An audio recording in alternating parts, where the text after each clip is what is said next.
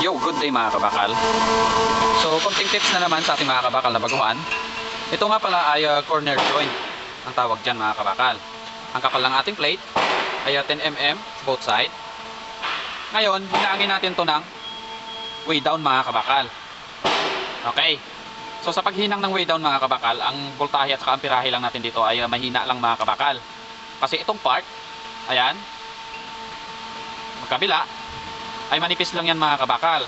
So kapag nag-apply tayo ng malakas na amperahe at saka voltahe dyan, ang mangyari dyan ay lubog sa gitna and then undercut sa gilid. Okay, ngayon ang i-apply natin dito, mahina lang mga kabakal, medyo malakas lang ng konti sa vertical na ginagamit natin. Alright, so ang gawin natin dyan, gawa tayo ng root pass and then at saka i-capping na natin mga kabakal. Ngayon, ang gagamitin natin dyan na voltahe at saka amperahe ay amperahe 210 wire speed and then yung voltahe 22. So root pass parehas lang yung voltahe at saka amperahe. Simulan na natin. Bali nilagyan ko lang ng gap na mga 2 mm mga kabakal. Right. So ang wide ng ating corner joint ay 10 mm. Okay, so umpisa natin. Let's go.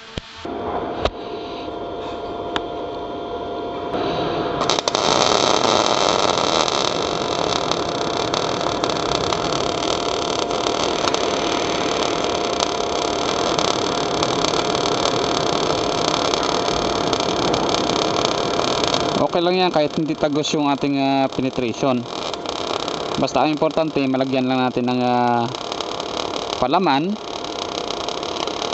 para mamaya sa capping natin ay hindi lubog yung gitna. Okay.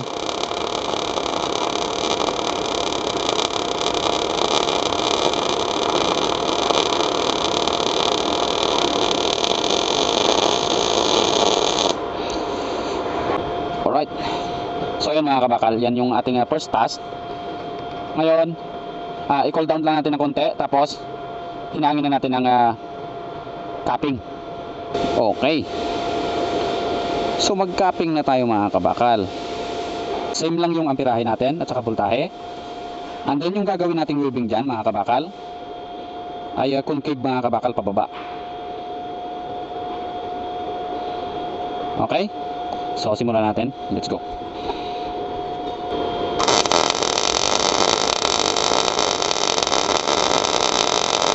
Babad-babad lang sa gilid mga kabakal.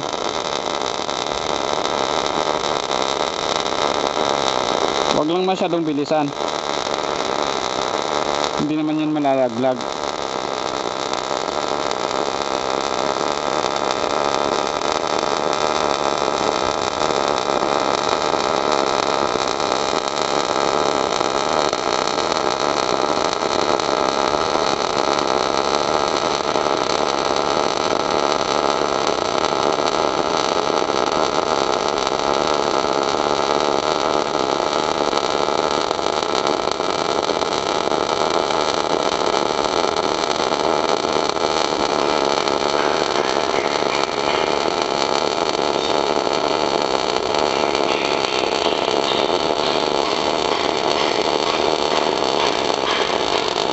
Okay. So ito na yung ating capping mga kabakal. So tanggalin muna natin.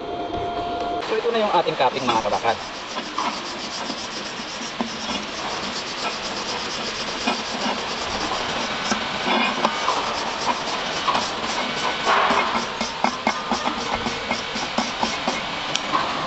Alright. So kung makikita nyo, walang undercut sa gilid.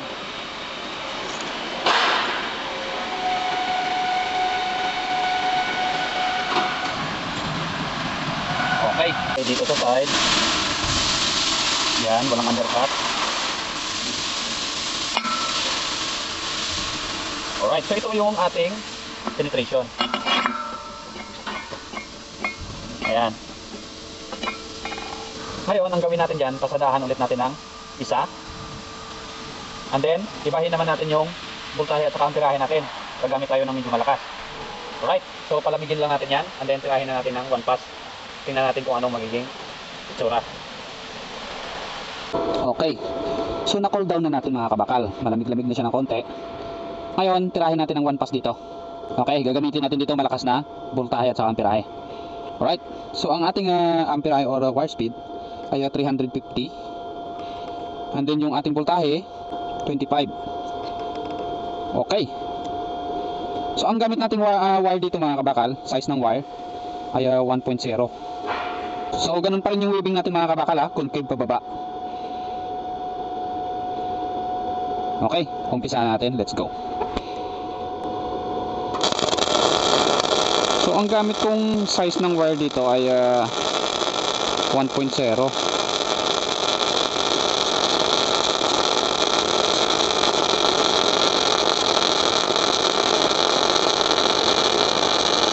Okay, so ang weaving natin ay maliit lang, hindi natin nilakihan para hindi lumapad yung ating hinang.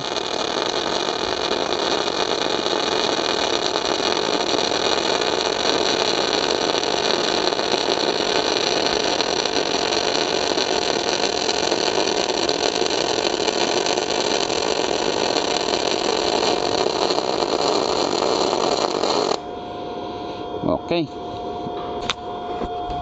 So ayan mga kabakal. Ngayon linisan natin yan. Tingnan natin kung anong itsura. Alright.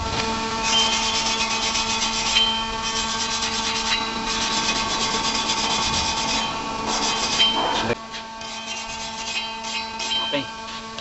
So tanggalin natin. Lapag natin dito. Alright. So ito na yung isang pasada natin mga kabakal.